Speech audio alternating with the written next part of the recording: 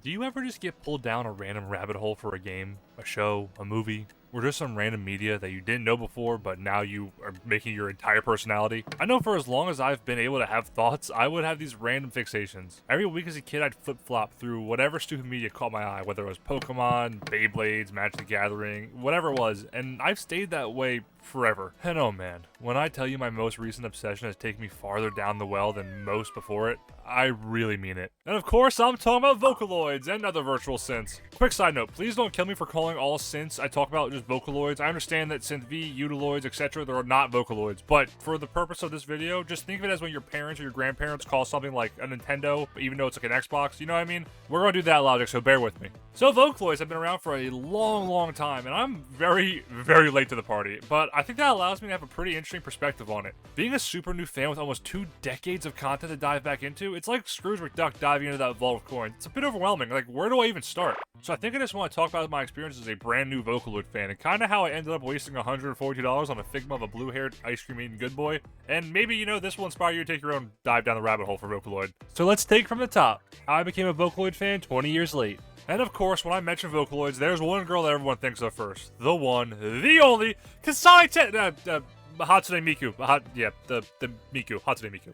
I promise you we'll get to the red one soon enough, don't you worry your little twin drills there, viewer, but Miku is where this all started for me, so we're gonna talk about her first. So, I was aware of Hatsune Miku for a lot longer than I realized. I think my first memory was this girl on the bus in middle school who had a Miku keychain like 2013. Side note, she also made me this toadal out of beads, which I have a decade later, so if you're out there still, thank you, goat. Anyways, besides that, I remember the infamous Domino's pizza ad, if not for anything else, and the way the guy in the ad said the line in particular. Hello everyone, I'm Scott, president of Domino's Pizza. Have you heard of Hatsune Miku? Today, I'd like to announce a new collaborative project featuring Hatsune Miku. Domino's app featuring Hatsune Miku. I swear I catch myself muttering, Domino's app featuring Hatsune Miku more times than I would like to admit. I don't know, my brain's probably fried or something, but that video was really funny to me. And besides those 2 instances, I really didn't see too much till like 2020 when I started streaming and hopping on the artsy side Twitter. I started to see Miku art pop up on my timeline like every other day. Gorgeous drawings filling up my feed. I didn't know what Miku was at this point, but I f***ed with it heavy regardless of what it was, just based on the art alone. So many positive drawings of her, and I don't know, man, it just gave me this nice feeling seeing the internet be really cool and happy about this one character. And I really dug that. I know a lot of us see the internet is really mean nowadays, so it was just nice to see something nice for once, you know? So that was the next 3 to 4 years, just seeing a lot of Miku art all over, Miku this, Miku that, Miku collabs and stuff. And while this was happening, I started branching out my music taste. I'm a big hip-hop guy, a big Daft Punk guy, a big video game OST guy. I know, don't kill me. But I didn't really branch out too much. So I had some friends recommend some stuff to me, and one of those were just J-pop. And I had no idea at the time, but some of it was Vocaloid music. Things like Telecaster B-Boy, Neo Leia, which I hope I said that right, Rolling Girl, and fucking Lag Train. I had no idea Lag Train was a Vocaloid song until like way too late, and I just think that's me having a problem with my brain. I don't know. I listened to it a lot, and I do specifically remember at some point being like, huh, this person's voice sounds like robotic. Maybe it's like autotune or something, like it's T-Pain in 2009 or some shit. Getting into more recent years, we had the Brazilian Miku trend that blew up and put her everywhere. And I want to say it was around this time where I started asking more knowledgeable VTuber friends I had about song recommendations for Vocaloid specific stuff. And I was given quite a bit. Now I'll be the first to admit, I like the same shit over and over and over again. I like what I like, you know? So even with a playlist made of all my friends' recommendations, I took some time to really come around and listen to some of it. A little bit in spurts here and there if I saw a song that just caught my eye, but it was tough. I don't know, my brain, it just doesn't like to do stuff when I give it to it. I don't know how to explain it. It is what it is, and that's about all I can say.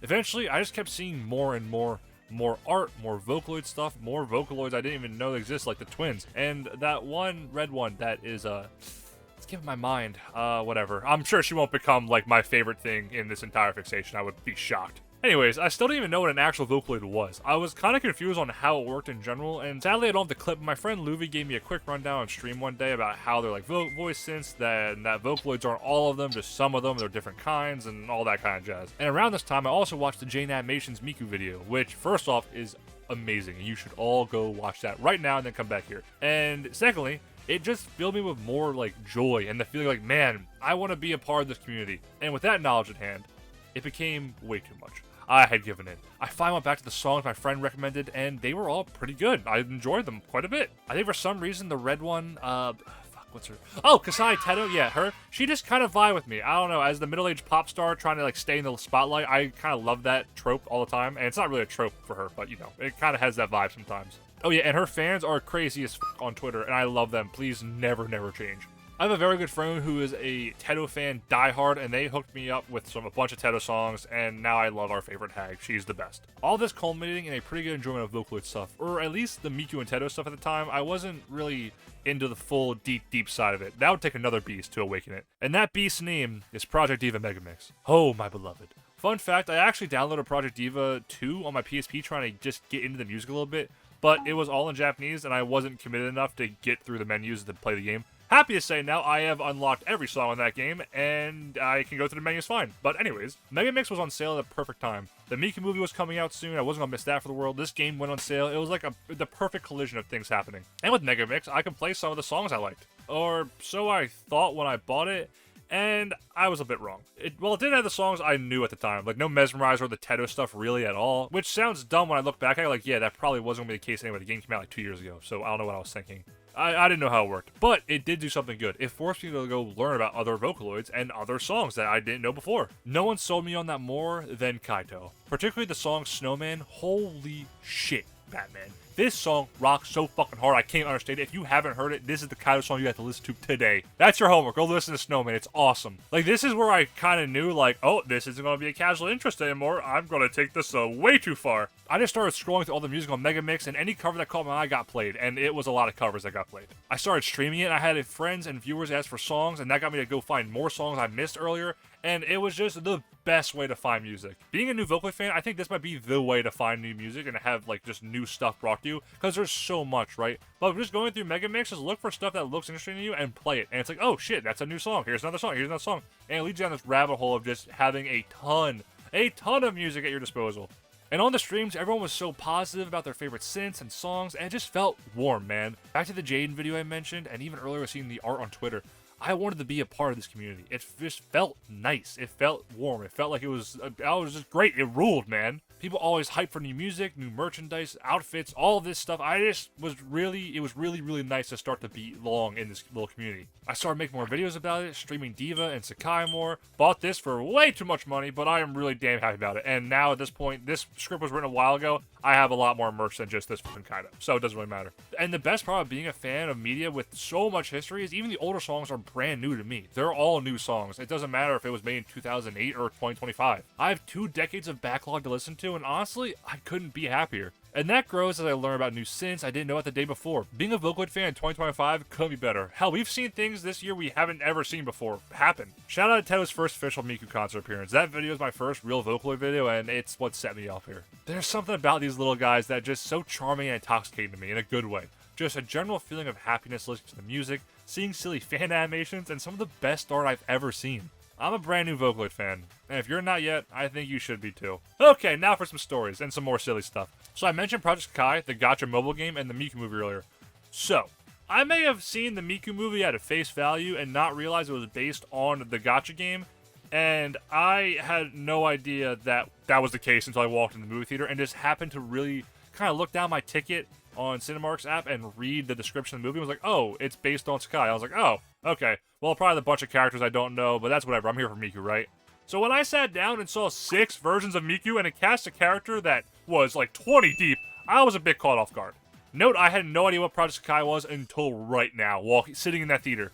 Making this even worse, my best friend Nathan decided to go with me to see this movie, and he had no idea what a Miku or a Vocaloid was, and I cannot tell you or stress enough how much the secondhand embarrassment of being a grown man trying to explain to another grown man what the fuck was happening in a Hatsune Miku movie in a full theater full of other people who are just amped up to see it. That's the thing, I couldn't even explain it like quietly. Like, the theater was packed. If I said a whisper, I was going to annoy someone else, so I didn't want to do that. So I just had to sit there and hope to God he could piece it together, which I think he did. I wouldn't wish that moment my own worst enemy. I feel so bad. And yeah, it was rough. But damn did Miku put asses in seats, bro. That thing was packed. Every showing of it was packed for that whole weekend. It was awesome. And I think it turned out okay. And I think Nathan kinda liked it, but I owe him for the rest of eternity for sitting through that with me. On the bright side, watching the movie got me to play Sakai, so I kinda maybe get it now. I'm a big fan of both Sakai and Diva. I think they're both great, and I hope they keep getting new iterations or keep getting new updates. I see people who don't like Sakai or don't like Diva, and it's like, I think they can both coexist very well together, so I hope that Sega keeps making more Diva games, because I really need them. And then there's Teto. I'm honestly thinking about making a whole entire video for them because they're just kind of my favorite V-synth out there. It's a toss-up between her, Kaido, Adachi Ray, and Len, but I'd say her songs I listen to the most. Freeze! This script was written before I discovered Jamie P, and yes, Teto is now my 100% favorite V-synth. Go listen to Constant Companions Deluxe album right for you now. And like, I don't know, man, Teto. Look at Teto! I love her! Look, isn't she the best? Look at her! It's been insane watching in a very short time and learning about the lore of like her being an April Fool's Day Miku joke, and then going on stage with her favorite blue hair, blue-eyed, hiding your Wi-Fi. You get the idea. She's great, and I love her very, very much. And her music, man, it's awesome. Her voices sound so good. Though I mainly struggle to find older music for her. Like that time between 2012-ish to like 2018. I don't know. I can't really find anything in that like time frame. Everything's either really new or really old. So, if you have a Teto song that's your favorite from that time frame, please put it in the comments. I would love to listen to it. And the last story thing is kind of sappy and embarrassing, but I think I should end on it because it's really important to me. So back in April this year, I was really struggling. Really struggling with my creative processes and professional endeavors. I finally became a flight instructor, which has been my whole goal the last 5 years of being in school, and just a whole lot of struggle. A lot of stress with that job I knew was coming with it, but it was just really rough to finally have it all on my chest at once. It also kind of sidelined me from streaming, and when I did stream, it just was rough and not feeling great. I was definitely my worst content-wise, bad videos, uninterested in gaming, and I was just kind of praying for like anything to give me energy to keep going. A game or a community to mesh with, and I didn't know what it was, but it was right in front of me this whole time, and it was Vocaloid stuff. The past few months of shorts have been the most fun I've ever had making videos, and that's in large part because of you guys, commenting on all the videos, offering more song recommendations, and just being good, funny, and amazing people. So I just wanted to say thank you very much. I couldn't appreciate it more. Overall, I'm just happy to be in a community that has been so kind to me, and a media that has been so much, man, from the collabs to merch to the vibes. Vocaloid fans can't stop winning, and I hope it stays that way for a long time. Hi, welcome to the end of the video. I really appreciate you sitting through that one if you did. It means a lot to me, and I've been trying to get this one out for a while, but I'm just glad it's finally free to the world. So, thank you so much for sitting through this. Expect more Vocaloid stuff coming soon, and more, like, of diverse kind of things with it, too. And, yeah, thanks for watching again.